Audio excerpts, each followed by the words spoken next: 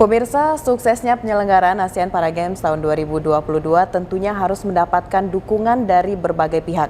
Salah satunya adalah pemerintah Kota Surakarta yang memberikan dukungan mulai dari awal persiapan sampai dengan saat ini dimulainya pelaksanaan ajang ASEAN Para Games tahun 2022 ini. Dan pemirsa, kira-kira hal apa saja yang telah diberikan oleh pemerintah untuk menyukseskan event berskala besar ini? Kita akan bahas pada dialog kali ini. Sudah hadir bersama saya saat ini ada Kabid Rehabilitasi Sosial Dinas Sosial Kota Surakarta, Ibu Evi Mahanani Afianto SEMM. Assalamualaikum Bu Evi, apa kabar Bu? Waalaikumsalam, kabar baik Mbak Mona. Bagaimana dengan keadaan Kota Solo dan dukungan dari pemerintah Kota Surakarta terhadap ASEAN Para Games? Baik, selanjutnya pemirsa, di samping Bu Evi sudah ada Bapak yang ganteng juga nih, menemani kita pada hari ini, paling ganteng di sini pastinya Pak ya, di antara kita bertiga. Kepala Bidang Penyelenggaraan E-Government Diskominfo SP Kota Surakarta, ada Bapak Isnan Wihartanto SH. Apa kabar Pak Isnan? Waalaikumsalam warahmatullahi wabarakatuh. Assalamualaikum warahmatullahi wabarakatuh. Waalaikumsalam warahmatullahi wabarakatuh. Kabar baik Mbak? Ya. Iya. Tapi sebelum ke Pak Isnan, kita ke Bu Evi dulu ya Pak Oke, ya. Perempuan dulu yang pertama nih kita akan wawancara juga pemirsa. Bu Evi, ini kita berbicara mengenai kota inklusif ini. Nah, sebenarnya kondisi dari kota Surakarta, kota Solo ini saat ini seperti apa Bu? Mengapa bisa dikatakan kota inklusif ini, walaupun di media sosial kita sudah banyak melihat video-video dan juga ada beberapa foto-foto mengenai keadaan kota ini. Tapi mungkin dari Ibu bisa disampaikan dulu ini. Ya, disebut sebagai kota inklusif itu di mana masyarakat baik yang disabilitas maupun yang non disabilitas ini kita bareng-bareng dalam pembangunan di Kota Solo. Jadi seperti saya sampaikan bahwa dalam perencanaan pembangunan Kota Solo ini selalu melibatkan teman-teman disabilitas ini, karena kita ingin tahu apa yang menjadi kebutuhan mereka dalam pembangunan.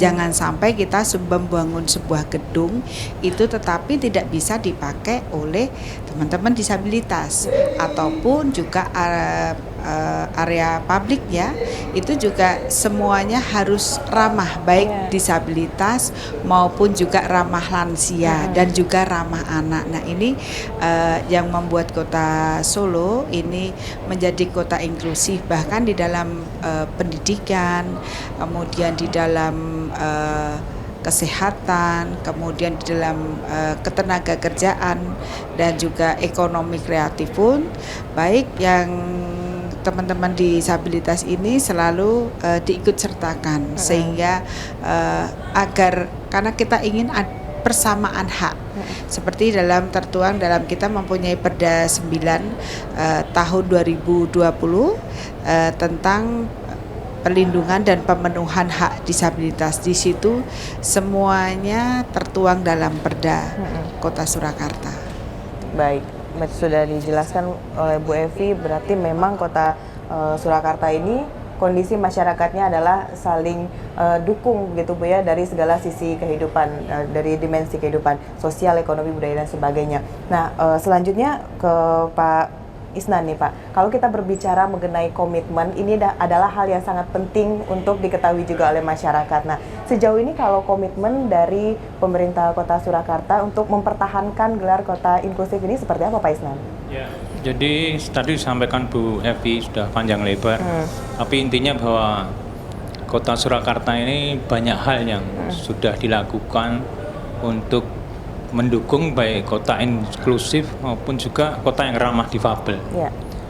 Beberapa hal yang dilakukan, salah satunya juga selain Perda tadi, aplikasi di lapangannya ada namanya tim advokasi difabel. Tim advokasi difabel. Di mana tim advokasi difabel ini kita libatkan dalam, kalau program pemerintah ya, dalam hal kita misalnya kayak kemarin membangun Pasar Klewet.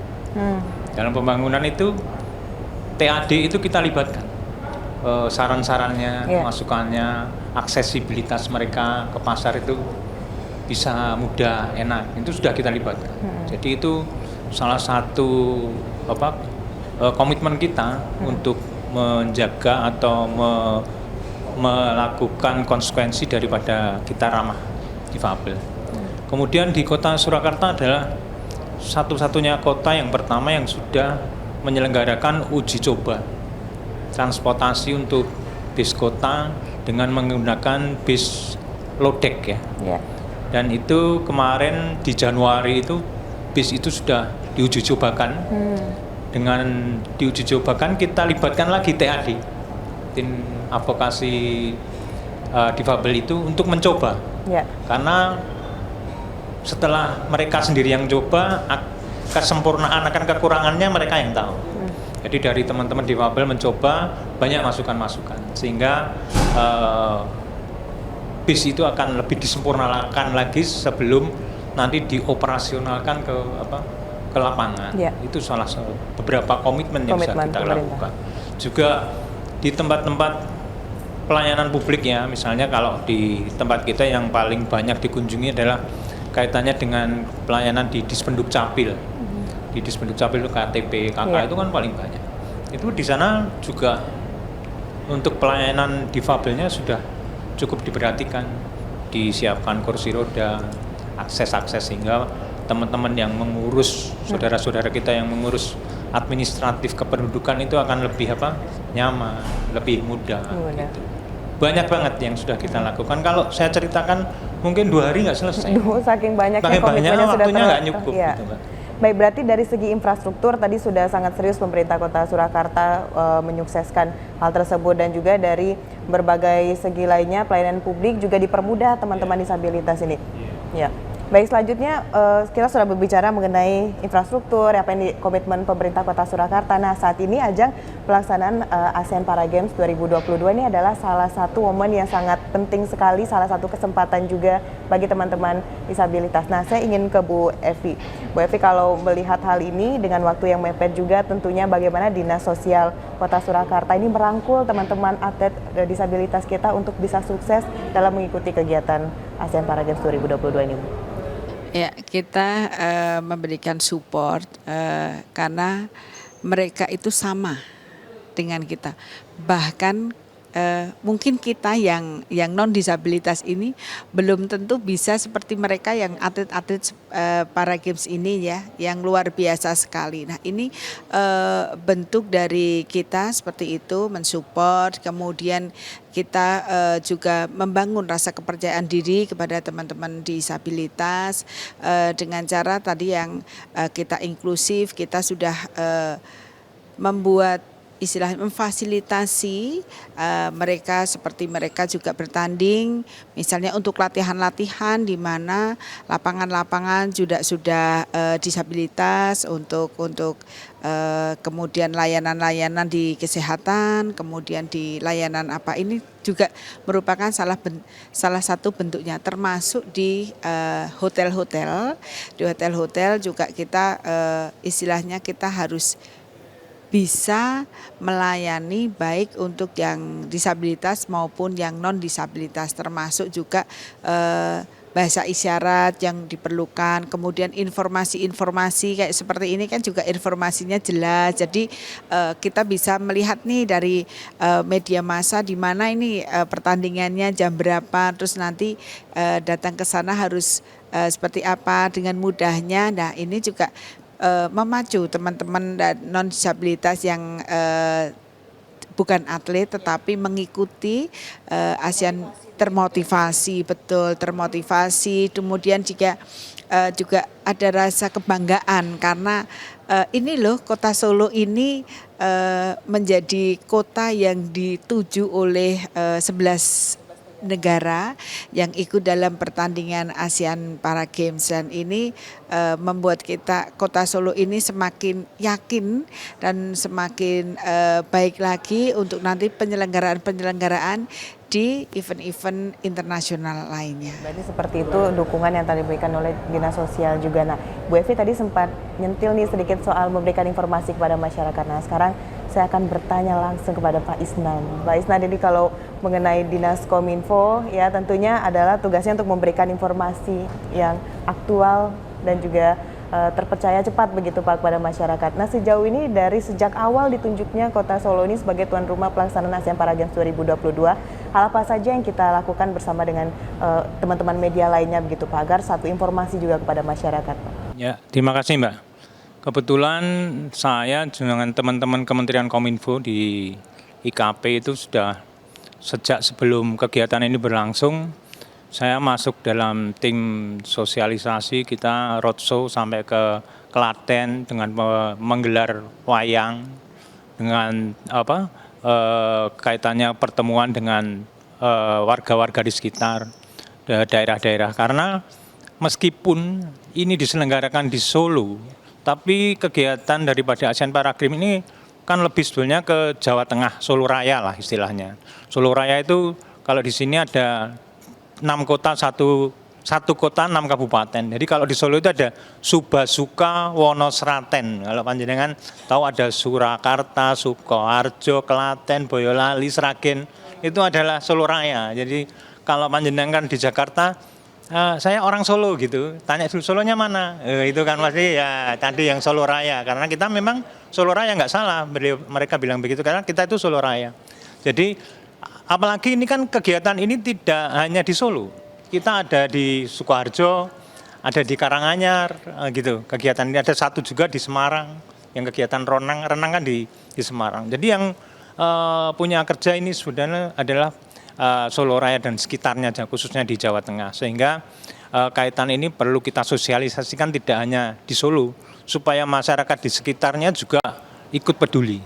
Karena apa? Beliau-beliau yang dari tamu 11 negara itu datang ke sini, setelah itu kan pasti juga mereka akan refreshing, akan datang ke suatu wisata-wisata, di mana wisata-wisata itu ya ada di Solo Raya ini, kalau yang dekat dari Solo, sehingga kita mengharapkan mereka lebih ramah, menyiapkan hal-hal yang mungkin nanti lebih baik, dan itu kita sampaikan. Jadi kita sudah melakukan roadshow itu dengan teman-teman kementerian untuk persiapan ini, dan juga kaitannya dengan sekarang ini, saat ini posisi di mana ada media center di sini, kebetulan saya juga dilibatkan oleh teman-teman di sini untuk menjadi narahubung, sehingga kegiatan semua yang terupdate di sini di media di tempat ini kan selalu dibuat rilis ya. Rilis itu selalu kita sharekan ke grup. Saya ada grup radio, saya ada grup sosmed, saya ada grup pers gitu. Kita share. Jadi mereka biar cepat tahu, biar cepat mensosialisasikan, biar branding ASEAN Para Games ini bagus gitu. Jadi kita harapkan benar-benar bahwa kaitannya dengan komunikasi dan informasi ini menjadi sesuatu yang sangat penting. Jangan sampai singkatan Diskominfo itu nanti jadi dipelesetkan jadi diskomunikasi dan misinformasi. Iya toh Mbak? Jangan sampai, makanya kita harus informasi cepat, akurat, benar. Oke. Dan yang paling penting Bu Evi dan juga Pak Isnan, bukan hanya berhenti pada pelaksanaan ASEAN Para Games ini, Kota Solo tetap harus menjadi kota inklusif ke depannya dan masyarakatnya harus tetap bisa saling bergotong royong. Terakhir kita minta closing statement dari Pak Isnan dan juga Bu Evi, mungkin Bapak dulu terkait dengan bagaimana kita bisa mempertahankan dari kota inklusif ini dan juga penyebaran informasi di Kota Solo tetap satu suara gitu Pak. Iya. Intinya itu tadi, bahwa kalau yang kota inklusi, kota ramah difabel, komitmen pemerintah Kota Surakarta akan terus mengembangkan, terus membangun, terus menyempurnakan, misalnya akses-akses kayak di trotoar itu kan kita sudah ada blok yang kita khusus ini ya untuk jalan-jalan teman-teman kita yang tidak bisa melihat, akses ke mall, ke perkantoran itu harus ada tempat-tempat yang bisa untuk teman-teman yang bisa pakai kursi roda ini sudah kita himbau terus sehingga pada saatnya nanti itu semua yang bisa tempat-tempat itu bisa terakses dengan mudah oleh teman-teman difabel. Itu yang kaitannya dengan kota inklusif. Terus kemudian yang selanjutnya yang informasi tadi, memang kita harus berusaha semaksimal mungkin informasi-informasi khususnya tentang ASEAN Para Games ini bisa didapatkan oleh masyarakat secara akurat dan cepat. Sehingga peran teman-teman di sini khususnya teman-teman yang menangani kaitannya dengan bidang informasi ini harus bersinergi, sehingga juga kaitannya dengan branding. Branding itu sebenarnya tidak hanya Kota Solo aja yang harus di-branding, karena ini sifatnya kan internasional, membawa nama Indonesia juga, khususnya keramahan. Kota Solo kan terkenal dengan kota yang ramah, ya, ramah terhadap pendatang, orangnya murah senyum, baik hati dan tidak sombong. Aduh, Itu ya, lengkap sekali Kota Solo, berarti Terima nyaman kasih kalau ya. kita ke Solo. Iya, Terima kasih pastilah. Pak Isnan. Ya. Lanjut Bu Evi, silakan Bu. Ya, terima kasih.